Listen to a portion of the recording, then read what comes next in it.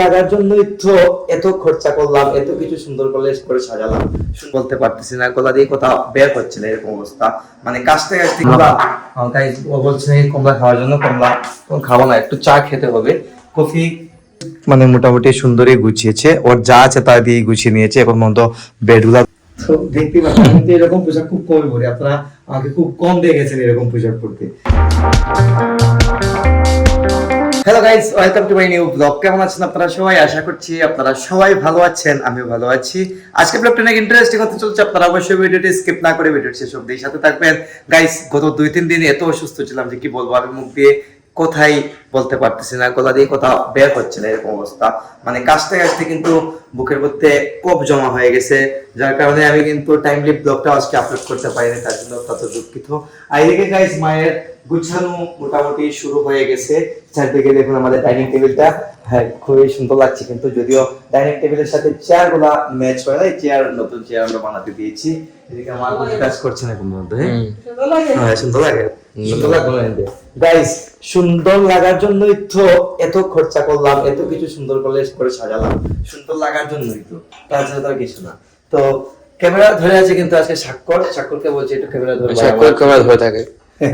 আমার একটু ভালো লাগতেছে না গাইস, কারণ মাথাতে পেইন করতেছে, গলা ব্যথা। আমি কিন্তু দোকানদারে ঠিকঠাক মতো করছি না ইদানিং।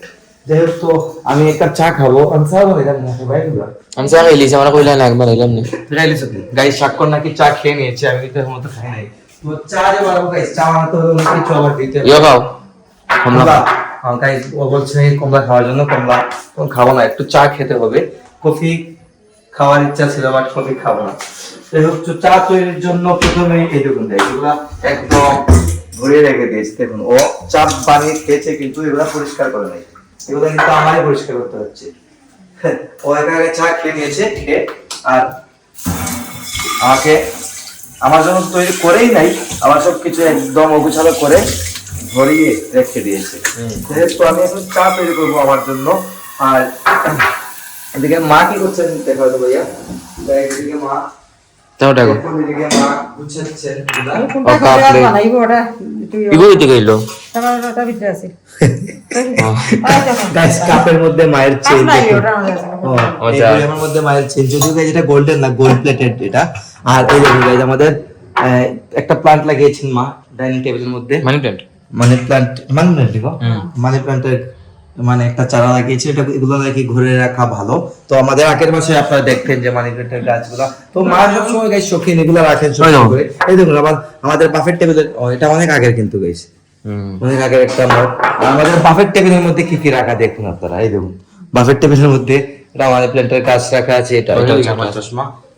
হ্যাঁ, তো এগুলাই রাখা থাকে। আজকে তো অনেকটা ভালো আছে এমনিতে, কিন্তু বাফেট টেবিলের মধ্যে মানে না জানি কত কিছু রাখা থাকে। কি বলবো আপনাদেরকে, এটা ঠিক আছে, এটা ঠিক আছে গাইস। একা একা তো মাথাকে, আর কয়েক হাতে কাজ করলে সমস্যা হয় কি, এটা একজন এটা এখানে রেখেছেন, একজন এটা এখানে রেখেছেন। আর যদি একা কাজ করতেন, মা বলছেন যদি একা কাজ করতেন তাহলে কিন্তু আবার এরকম প্রবলেম হতো না। বাসায় একটু পিছনে নিয়ে আসেন, কাবিরিয়া আছে, যার কারণে একটু উল্টা পাল্টা হয়ে যাচ্ছে আর কি, এক জায়গায় জিনিস রাখছেন। যাই হোক, তো চা নাস্তা করবো। নাস্তা বলতে জাস্ট আমি চাটাই খাবো, চা তৈরি করবো। মা বলছে যে বিস্কুট নিয়ে আসার জন্য, ডেফিনেটলি বিস্কুট আনবো। তো আমি চিমনিটা চালিয়ে দিয়ে এসেছি, এখন চাটা তৈরি করবো। বানাইতাম না গাইজ, আমি এখন সবার জন্য চা তৈরি করবো। বানাইতাম না গাইজ, স্বাক্ষর নাকি চা খাবে, আবার খাবে ও, কিন্তু গাইজ চা খুব, ও চা খায়।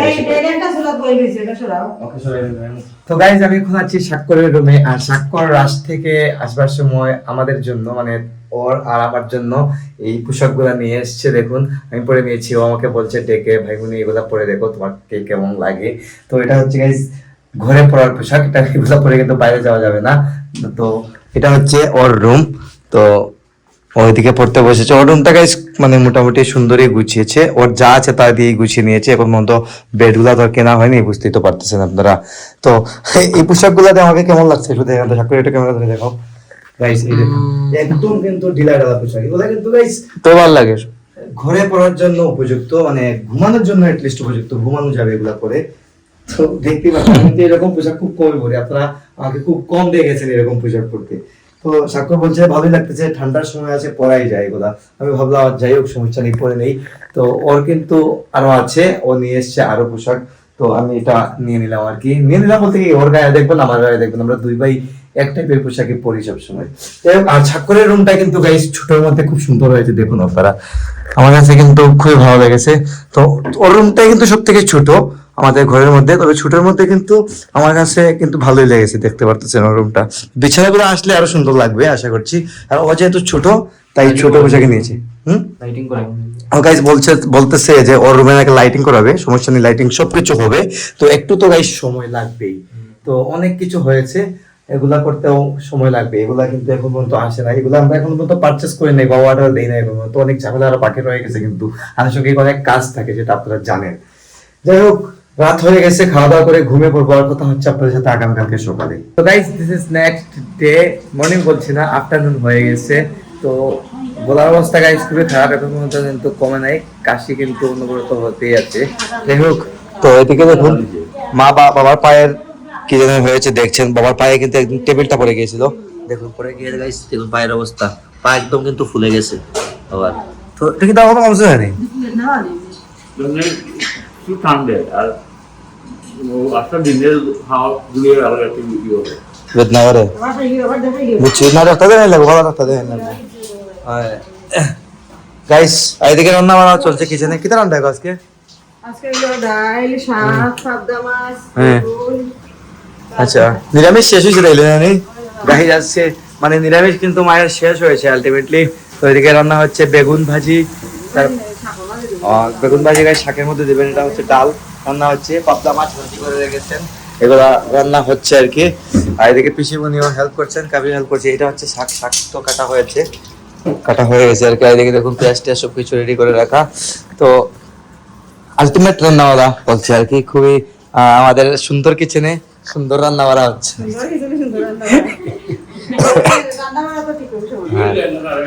রান্না বাড়া কিন্তু ঠিকই সমান।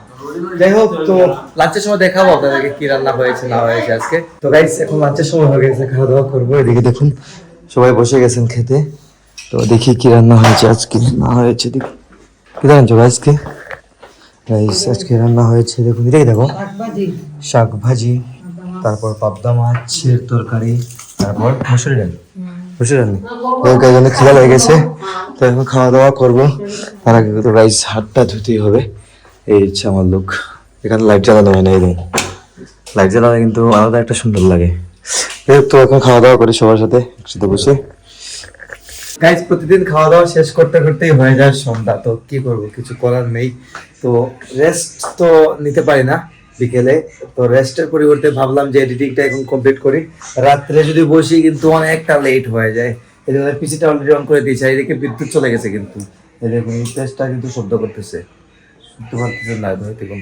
যাই হোক, তো আমি এখন ভিডিও এডিটিং শুরু করবো, সকাল 9টায় ব্লগ আসছে। আর আজকে ব্লগটা আমি এখানে এন্ড করে দিচ্ছি। আপনারা আমাকে ফলো করতে চাইলে আমার ফেসবুক ইনস্টাগ্রামে ফলো করতে পারেন, আমার ফেসবুক ইনস্টাগ্রাম লিংক নিচে ডেসক্রিপশনে পেয়ে যাবেন। এন্ড আই হোপ আজকের ভিডিওটি আপনাদের ভালো লেগেছে। ভিডিওটি ভালো লাগলে অবশ্যই লাইক করবেন, কমেন্ট করবেন, শেয়ার করবেন, এবং চ্যানেলে নতুন হয়ে থাকলে সাবস্ক্রাইব করে আমাকে সাপোর্ট করবেন। দেখা হচ্ছে নেক্সট ভিডিওতে, ততক্ষণ ভালো থাকুন, সুস্থ থাকুন। Thank you so much for watching.